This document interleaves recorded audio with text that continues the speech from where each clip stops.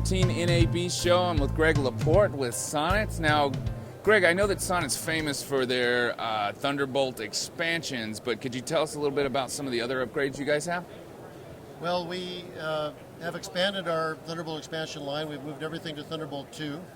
We've added a low-end a small one-slot chassis to our lineup, which is the Echo Express SCL. It's very small, very quiet. And then at the other end, we've finally figured out a way to properly rack mount the Mac Pro in a rack, which is what a lot of people want. And we are also providing Thunderbolt expansion and storage expansion along with it in the same 4U rack, as you see right here. Yeah, I was just fixing to say, we have those Mac Pros right here. What is the significance of the way these are mounted? Okay, so this is the rack Mac Pro. You can mount one or two Mac Pros in a 4U rack. We provide all the panel mount cables in the back so that you don't have to reach inside to connect them up, and it's easy connectivity, and there's USB 3 ports in the front. If you only want to mount a Mac Pro, then this is the right way to do it. This is actually the rear of the bottom of the Mac Pro. It sucks air from the bottom and exhausts it out the back of the chassis. This is the X Mac Pro server. It's the same approach to mounting, but it also incorporates 3 slots of PCIe expansion behind here, so this will hold 3 full-height, full-length PCIe cards. Provides auxiliary power for like the Avid HDX card and the Red Rocket X. And then we have this mobile rack kit, we call it, mounting device, and you can have a range of devices, 2.5-inch drives, up to 8 of them.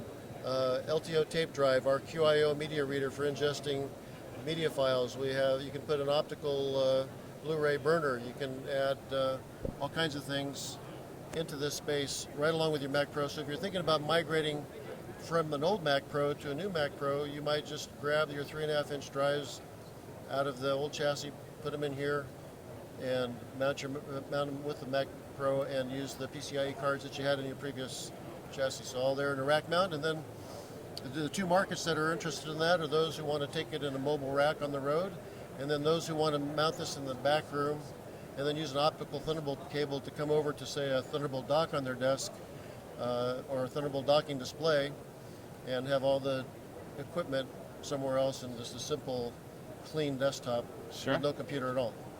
Sure, Greg, that's super clever. Speaking of the market, let me ask you this. Where do you see the market going? What are some of the trends that Sonnet's out there after? Well, for a long time, in this industry, everybody had been waiting to see what was going on with the Mac Pro. Was Apple going to create another Mac Pro? Finally, in June, they came out with the new Mac Pro, and it kind of confused everybody. No expansion slots, no internal expansion for storage, but an amazing, 6 Thunderbolt ports, 3 buses, high speed bandwidth. Now what can I do with it? A lot of customers were asking, can I move over my GPU into the Thunderbolt chassis? You can. We think they aren't going to need to. We think that the GPUs in the Mac Pro are going to work well. OpenCL, all these applications out here, Premiere and Scratch and Smoke and Resolve, I think will eventually adapt to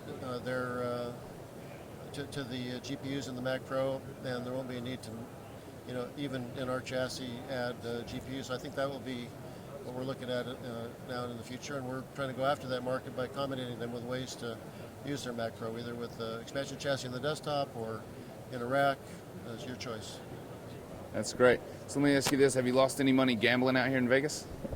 I have not. I do not gamble. Good man. I have, and I probably never will. Good man.